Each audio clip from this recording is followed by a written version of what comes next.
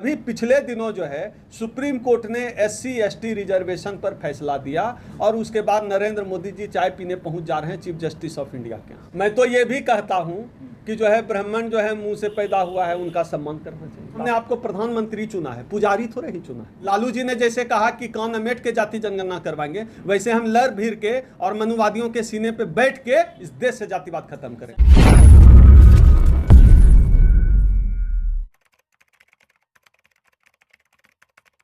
ये दिन जिस तरह से प्रधानमंत्री मोदी जी CGI के आवास पर पहुंचे, गणेश चतुर्थी की पूजा वहां पर की गई, वो वीडियो फोटोज़ जो है काफ़ी वायरल हो रहे हैं और तमाम सुप्रीम कोर्ट के सीनियर एडवोकेट ही जो है इसकी आलोचना कर रहे हैं। न्याय व्यवस्था पर जो है वो एक प्रश्न चिन्ह जो है निष्पक्षता और न्यायिक व्यवस्था पर जो है खतरा सा महसूस कर रहे हैं। आप किस तरह से देखते हैं इस पूरे घटनाक्रम को?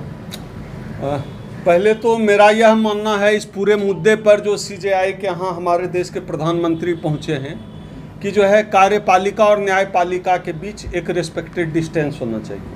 ऐसा हम इसलिए बोल रहे हैं क्योंकि इस देश में भारत सरकार के खिलाफ भी कई मामले चलते हैं। भारत सरकार के खिलाफ भी कई मामले चलते हैं, सैकड़ों हजारों लाखों मामले चल रहे हैं, चलते रहें। और नरेंद्र मोदी जी केवल वो भारतीय जनता पार्टी के नेता नहीं हैं बल्कि भारत सरकार के वो प्रधानमंत्री हैं और भारत सरकार के खिलाफ भी मामले जो है सुप्रीम कोर्ट में है और वो चीफ जस्टिस ऑफ इंडिया के यहाँ पहुँच रहे हैं। इसका मतलब है कि जो है ये ठीक नहीं है, जो कार्यपालिका और न्यायपालिका के बीच जो दूरी होनी चाहिए वो रिस्पेक्टेड दूरी मेंटेन नहीं की जा रही है। दूसरी बात, मेरा यह मानना है कि चीफ जस्टिस ऑफ इंडिया को भी इस मामले में सावधानी बरतनी चाहिए थी।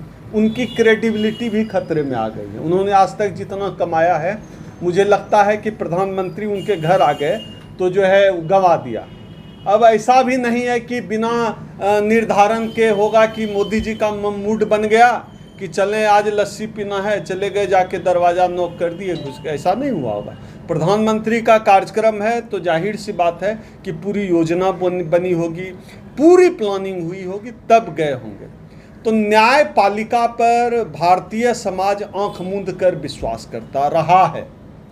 न्यायपालिका की अगर इस तरह भूमिका होगी तो न्यायपालिका जो पहले से न्यायपालिका संदिग्ध है, ख़ास तौर पे जब आया था मामला जो एक राज्यसभा गए हैं इनके नॉर्थ ईस्ट के जो एक गोगोई जब से राज्यसभा गए हैं, उसके बाद जब भी कार्यपालिका से जुड़े किसी व्यक्ति और न्यायपालिका से जुड़े किसी व्यक्ति की गलबहियाँ देखने को मिलती है तो देश का नागरिक जो है थोड़ा डर जाता है, थोड़ा भयभीत हो जाता है, थोड़ा सिहर जाता है। लेकिन मैं इस सारे मामले को बिल्कुल अलग एंगल से देखने की कोशिश कर रहा हूँ। एंगल हमारा ये है, अभी पिछले दिनों जो है सुप्रीम कोर्ट ने SC/ST रिजर्वेशन पर फैसला दिया और उसके बाद नरेंद्र मोदी जी चाय पीने पहुंच जा रहे हैं चीफ जस्टिस ऑफ इंडिया के यहाँ। तो मैं उस फैसले से जोड़ कर देख रहा हूं कि क्या जिस तरह का संबंध वो दिखा रहे हैं प्रधानमंत्री चीफ जस्टिस ऑफ इंडिया के साथ, तो क्या उस फैसले पर SC/ST रिजर्वेशन पर जो फैसला आया है चीफ जस्टिस ऑफ इंडिया का, उस फैसले पर प्रधानमंत्री मोदी की स्वीकृति और सहमति नहीं रह गई होगी? अगर ऐसा होता तो यह ऐसा नहीं है कि कोई एलियन तो है नहीं चीफ जस्टिस ऑफ इंडिया, वो भी इसी समाज के हिस्सा हैं, लेकिन लोग आना जाना करते हैं। जिस तरह से तस्वीरों को वायरल किया गया, खुद प्रधानमंत्री जी ने 19 सेकंड का वह वीडियो उनके NarendraModi.in पर उन्होंने डाला है। ट्वीट तो मैंने नहीं देखा है, एक्स पर डाला 19 सेकंड का वीडियो। इसका मतलब है कि प्रधानमंत्री मोदी कुछ कहना चाहते हैं। अब क्या कहना चाहते हैं इस देश के नागरिक को अंदाज़ा लगाने के लिए बहुत कुछ है। कहना हो सकता है ये भी चाहते हो कि हो सकता है कि चंद्रचूड़ जी जो है, नहीं 2-3 संकेत हैं कि मैं 2-3 पॉइंट बोल देता हूँ कि 2-3 मुद्दे हो सकते हैं कि संदेश देना चाहते हो मोदी। हो सकता है DY चंद्रचूड़ किसी राज्य के राज्यपाल बन जाने वाले समय में, संवैधानिक है। या हो सकता है DY चंद्रचूड़ जो है राज्यसभा चले जाएं, तो ये एक संकेत है। तीसरा एक संकेत धीरे से ये भी है कि जो है आज केजरीवाल जी की बेल पर जो है डिसीजन होना था। हो गया। क्या हुआ? जमानत। अच्छा, जमानत मिली। तो एक संकेत ये भी है, चौथा संकेत है कि आप इशारों से समझिए कि ये भी मुट्ठी में, जैसे ईडी सीबीआई जैसे संगठन है मुट्ठी में, तो हो सकता है कि मोदी जी यह संकेत भी देना चाहते हैं, क्योंकि अपनी सर्वशक्तिमान वाली छवि को तो वो हर दिन बड़ा करते ही हैं मोदी जी। लेकिन अच्छा, साल 2009 का एक मामला है, आयोजन जो है इफ्तार पार्टी का है, जब पीएम आवास है, मनमोहन सिंह सीजीआई मुलाकात, उस समय आप लोगों के पेट में दर्द नहीं हुआ? उस समय आप लोगों ने कुछ नहीं कहा। अभी आप लोगों को जो है बहुत ज्यादा समस्या हो रही है। प्रधानमंत्री कोई कार्यक्रम आयोजित करते हैं और अलग अलग, उसमें सिर्फ चीफ जस्टिस ऑफ इंडिया उनके घर चाय पीने नहीं पहुंच गए थे मनमोहन जी के। मैं वही कह रहा हूँ, दोनों कार्यक्रम का जो बेसिक अंतर मुझे दिखता है कि जो इफ्तार पार्टी थी केवल एक व्यक्ति चीफ जस्टिस ऑफ इंडिया के लिए नहीं थी, लेकिन कल जो है, या ऐसा नहीं है कि उसमें सिर्फ जो है चीफ जस्टिस ऑफ इंडिया पहुंचे थे, लेकिन कल का जो गणेश चतुर्थी वाली जो घटना हुई है उसमें अकेले मोदी जी पहुंचे। तो दोनों घटनाओं को हम मिलाकर नहीं देख सकते। दोनों घटनाओं में ऐसे एक नहीं होता। अभी सुनिए जवाब, मैं तथ्य से जवाब दे रहा हूँ। एक मौका नहीं होता है जहाँ से प्रधानमंत्री मिलते हैं, प्रधानमंत्री of chief justice of India. ऐसे सैकड़ों मौके आते हैं। आपकी कई तस्वीरें आपको अभी मोदी जी और चीफ जस्टिस ऑफ इंडिया पहले की भी मिलेंगी, अलग अलग सार्वजनिक कार्यक्रमों। सार्वजनिक, वो इफ्तार पार्टी दिया है, सार्वजनिक कार्यक्रम है वो। मैं सरकारी कार्यक्रम नहीं कर रहा, मैं सार्वजनिक कार्यक्रम कर रहा हूँ। सार्वजनिक कार्यक्रम और व्यक्तिगत किसी के घर में जाने में अंतर होता है मेरे भाई, इस अंतर को समझना। गणेश पूजा से क्यों दिक्कत रहेगी भैया? मुझे दिक्कत यह है कि कार्यपालिका और न्यायपालिका के बीच जो एक रिस्पेक्टेड डिस्टेंस होना चाहिए, जो जुडिशियरी का जो आइसोलेशन होना चाहिए, वो आइसोलेशन जो है वो डिस्टेंस खत्म हुआ है, आइसोलेशन लेयर टूटा है।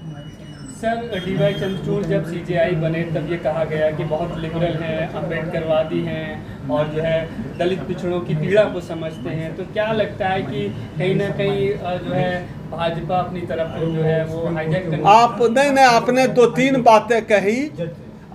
तीन बातें कही कि जैसे वो अम्बेडकरवादी हैं। भैया, अम्बेडकर की तस्वीर को जो है माला पहनाने और अम्बेडकर की मूर्ति के सामने हाथ जोड़ दें, इसको अम्बेडकराइट हो जाता है क्या? नहीं सर, दलित पिछड़ माननी पड़ेगी। आप दलित सर, बड़ों की तो बात माननी पड़ेगी ना, जज हैं तो ऐसी बात नहीं माननी पड़ेगी। आपने वो भी बात मानी थी। महेश शर्मा जी कहते हैं, जो जज थे, अगर मोरनी आंखों में आंसू ले ले बच्चे पैदा हो जाते हैं। जज कोई भगवान थोड़े होता है। अच्छा, क्या लगता है बात तो मानी जाए। आपने क्या बोला शुरू में, न्यायाधीश? मैं तो ये भी कहता हूँ कि जो है ब्राह्मण जो है मुंह से पैदा हुआ है, उनका सम्मान करना चाहिए। आप लोग कहाँ मान रहे हैं? अच्छा, ओम सुधा जी, क्या लगता है कार्यपालिका और न्यायपालिका में घालमेल होता जा रहा है? जिस प्रकार से पिछले कुछ समय में जो रिटायर्ड जज हैं वो अलग अलग बोर्ड के चेयरमैन कर रहे हैं, भाजपा ज्वाइन कर रहे हैं, तो उस पर क्या कहना? नहीं, सिर्फ भाजपा ज्वाइन नहीं कर रहे हैं, मैं वही बात आपकी पूरी कर दे रहा हूँ। न केवल भाजपा ज्वाइन कर रहे हैं, बल्कि जिन्होंने भाजपा सरकार के पक्ष में खास तौर पे जिन जजों ने फैसला दिया है, वो जज अलग अलग बोर्ड के चेयरमैन हो रहे हैं। वो कई बोर्ड के चेयरमैन, बड़े बड़े बोर्ड के चेयरमैन बने।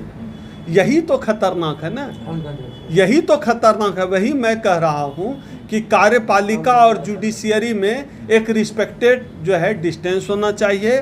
जुडिशियरी को एक रिस्पेक्टेड आइसोलेशन में रहना चाहिए, वो टूट रहा है, वो ठीक नहीं है। अब तक आप ईडी सीबीआई का इस्तेमाल करते आए हैं, जो छवि है ईडी सीबीआई और तमाम संगठनों का आपने इस्तेमाल विरोधियों को पस्त करने के लिए किया। अब आप सुप्रीम कोर्ट के चीफ जस्टिस ऑफ इंडिया के घर पहुंच के क्या दिखलाना चाहते हैं? संविधान की आधारभूत संरचना में धार्मिक जो है निष्पक्षता की बात की गई है, लेकिन जब पीएम जो है जाते हैं गणेश पूजा में, उस पर क्या कहना चाहेंगे? क्या मेरा तो यह कहना है, जो सरकारी पदों पर बैठे हुए लोग हैं, संवैधानिक पदों पर बैठे हुए लोग हैं, उनको सावधानी बरतनी चाहिए, क्योंकि हमने आपको प्रधानमंत्री चुना है, पुजारी थोड़े ही चुना है। ठीक है, संविधान तो अधिकार देता है सबको। मैं अधिकार से हम कहाँ उनके हाथ से किसी के हाथ से अगरबत्ती छीनने जा रहे हैं? लेकिन देश ने जो है, देश के नागरिकों ने जो है प्रधानमंत्री चुना है ना, कोई पुजारी थोड़े ही हम लोगों ने चुना है। सर, आरक्षण को लेकर के देश में डिबेट हो रही है। अब राहुल गांधी जी ने जो है विदेश में बोल दिया है कि आरक्षण के बारे में जो है जब जो है एक अच्छी स्थिति हो जाएगी तब जो है खत्म कर। तो जो राहुल गांधी कह रहे हैं वही तो हम भी कह रहे हैं। जब तक इस देश में जाति है तब तक आरक्षण रहना चाहिए। जाति चली जाएगी, स्थिति सामान्य हो जाएगी। हमको जो आज भी जो है मूछ रखने, घोड़ी पर चढ़ने की लड़ाई, न वाइस चांसलर बनने देते हैं, न जज बनने देते हैं, न कहीं सामने आने देते हैं। जिस दिन ऐसा हो गया, स्थिति सामान्य हो गई, ले जाओ अपना आरक्षण। तो फिर फैसला लेकिन क्यों बदला? सर उनके बयान को जो है ये माना जा रहा है कि कांग्रेस जो है आरक्षण विरोधी है। और अब देखिए क्या है कि अब देखिए, कई लोगों का कहना होता है कि आरक्षण खत्म कर दो तो जाति खत्म हो जाएगी। नहीं नहीं, ये तो गलत है। जब तक जाति रहेगी तो आरक्षण रहेगा। आरक्षण खत्म करना है तो पहले जाति खत्म करो, क्योंकि पहले जाति आई, आरक्षण तो बाद में आया। तो जाति पहले आई है तो जाना भी पहले जाति को पड़ेगा। खत्म कौन तो सर करेगा? ये मनुवादी व्यवस्था वाले लोग, और हम लड़ भीड़ के खत्म कराएंगे। लालू जी ने जैसे कहा कि कान अमेट के जाति जनगणना करवाएंगे, वैसे हम लड़ भीड़ के और मनुवादियों के सीने पे बैठ के इस देश से जातिवाद खत्म करेंगे। सर, मोहन भागवत जी भी तो कह रहे हैं तो ये जो जातियां हैं तो आडंबर हैं। मोहन भागवत तो कहेंगे ही, अयोध्या में चुनाव हार गए तो अब तो मोहन भागवत को कहना पड़ेगा। तो वोट खिसक रहा है ना, इनके लिए वोट ही सब कुछ है। सर, आपने कहा कि राहुल गांधी जी के बयान के समर्थन में है, लेकिन बहन जी और कई लोग जो है इसको आरक्षण विरोधी बयान बता। सब लोगों का अपना अपना नजरिया है, मेरा भी अपना यही नजरिया है। इस देश में जब तक जाति है तब तक आरक्षण रहनी चाहिए। जाति खत्म हो जाए तो ले जाओ अपना आरक्षण, हमारे में गुर्दा है। राहुल गांधी के समर्थन में बिल्कुल मैं इस बात के समर्थन में हूं कि जब तक जाति रहेगी तब तक आरक्षण रहेगा। जाति खत्म हो तो आरक्षण खत्म हो। राहुल गांधी आदर्श स्थिति की बात कर रहे हैं। हाँ, वो मैं आदर्श स्थिति क्या है? आदर्श स्थिति है कि जाति खत्म हो जाए, जातिवाद खत्म हो जाए, भेदभाव खत्म हो जाए। यही तो आदर्श स्थिति है। यही बात राहुल गांधी कर रहे हैं। तो आदर्श स्थिति आ जाए, मतलब जाति खत्म हो जाए तो आरक्षण खत्म हो जाए। राहुल गांधी का नाम आते ही आप डिफेंडिंग हो जाते हैं, उनको कहा बिल्कुल, जाता है। क्योंकि आज की तारीख में राहुल गांधी बहुजनों की आवाज उठा रहे हैं, इसलिए आपको हाँ। कुछ नहीं आया था। नहीं, हम उनके ट्वीट का इंतजार नहीं कर रहे हैं, क्योंकि हम उन अब सुनिए, हम उनसे उम्मीद भी नहीं कर रहे हैं। लेकिन जो सवाल, जिन सवालों पर हम लोग लगातार 1-1.5 दशक से लेकिन एक अगस्त को जो फैसला आया, आरजेडी, बहन मायावती, रामविलास पासवान की जो पार्टी है लोजपा, सभी ने इस पे जो है अपना स्टैंड लिया, लेकिन राहुल गांधी ने स्टैंड नहीं लिया। अब मैं आपको जवाब उसी का दे रहा हूं कि राहुल गांधी ने स्टैंड नहीं लिया। आप समझिए, आप राहुल गांधी की तुलना मायावती से कर देंगे? नहीं ना। दोनों का सोशल स्टेटस देखिए। राहुल गांधी क्या है? पैदाइशी ब्राह्मण। आप उनसे उम्मीद करेंगे कि मायावती जाके पाँव न फटे विवाही सो क्या जाने पीर पर आई। जो मायावती दलितों का दर्द समझेंगी, जो हम समझेंगे, राहुल गांधी थोड़े समझ में। लेकिन नहीं, मैं ये कह रहा नहीं, लेकिन वो हमारे मुद्दे नहीं उठा रहे हैं ना आरएसएस के लोग। राहुल गांधी की तुलना आप आरएसएस से नहीं कर सकते। देखिए, नमक हराम समाज को नहीं होना चाहिए। हम कोई कांग्रेस पार्टी का मेंबर नहीं है, ना कांग्रेस पार्टी का हिस्सा है, लेकिन समाज को नमक हराम नहीं होना चाहिए। राहुल गांधी लगातार हमारे सवाल को उठा रहे हैं, जाति जनगणना पर अड़े हुए हैं। और उन्होंने जाति जनगणना जो आज तक सामाजिक सवाल था, उसको राहुल गांधी जी ने राजनीतिक सवाल बना दिया। आप समझिए चीजों को। सर, आप कह रहे हैं बहुजनों की आवाज है राहुल गांधी, तो जो आरक्षण नहीं, मैं बहुजनों की इसके सवाल उठा रहा, मैंने ये कहा है, आप वीडियो देख लीजिए। बहुजनों के सवाल उठा रहे। आरक्षण में वर्गीकरण का जो फैसला, इस पर जो है क्यों नहीं बोल? ये आरक्षण के वर्गीकरण के फैसला पर आप राहुल गांधी को छोड़िए, बहुजन समाज के बहुत लोग चुप हैं। क्यों नहीं बोल रहे हैं? इस फैसले के अंदर कंट्राडिक्शन है, आप भी जानते हैं, हम भी जानते हैं। और इस कंट्राडिक्शन पे हम लोग भी एक लिमिटेड ही बोल पा रहे हैं। और इस कंट्राडिक्शन में किसी को नहीं पड़ना चाहिए, क्योंकि आरएसएस की पूरी साजिश यही है, इस कंट्राडिक्शन में जो है बहुजनों के बीच, दलितों के बीच तोड़फोड़ मचाई जाए। और हम आरएसएस की साजिश को नाकाम कर रहे हैं। भाजपा कह रही है कांग्रेस की शुरुआत से आरक्षण विरोधी नीति रही है और उसी का ये नतीजा है कि अब राहुल गांधी जी बोल रहे हैं। भाजपा कांग्रेस पर ये आरोप लगा देते। आप ये बताइए, हमारे समाज के लोगों को सरकारी नौकरी आरएसएस ने दी। आरएसएस ने जो है भेल, गेल, सेल, एम्स, रेलवे बनाए, वहाँ सरकारी नौकरी दी, राशन की राशन में आरक्षण दिया। तमाम सरकारी संस्थान भारत में कांग्रेस ने बनाए और वहां हमें सरकारी नौकरी मिली। जहां जातिवादी कांग्रेस कहां है वहां पकड़िए। सर एक सवाल है। कांग्रेस का जो संगठन का ढांचा है वो ब्राह्मणिकल है, वहां सवर्णों का साम्राज्य है, उस पर बात करिए, वो सच्चाई है। लेकिन इस देश में दलितों पिछड़ों को आरक्षण कांग्रेस की वजह से मिला, और बीजेपी का जब जब शासन आता है हमारा आरक्षण खा गया। आप बताइए ना, अब बेच दिया ना बीजेपी ने, सब तमाम सरकारी संगठन बेच दिए। खोजिए नौकरी, कांग्रेस ने बनाया, दलितों को सरकारी नौकरी मिली और बीजेपी ने बेच दिया। अब खोजिए नौकरी। इसीलिए मैं कहता हूं हमेशा, कम से कम आरक्षण के सवाल पर कांग्रेस और भाजपा को एक जगह आप नहीं रख सकते। हाँ, भागीदारी के सवाल पर आप रख सकते हैं, बिल्कुल है। कांग्रेस का स्ट्रक्चर ब्राह्मणिकल है, ब्राह्मणों का राज चलता है, कोई शक नहीं। सर आप कह रहे हैं कांग्रेस ने आरक्षण दिया, कांग्रेस की वजह से आरक्षण आया, लेकिन आरक्षण तो पूना पैक्ट एक जो है वो समझौता था।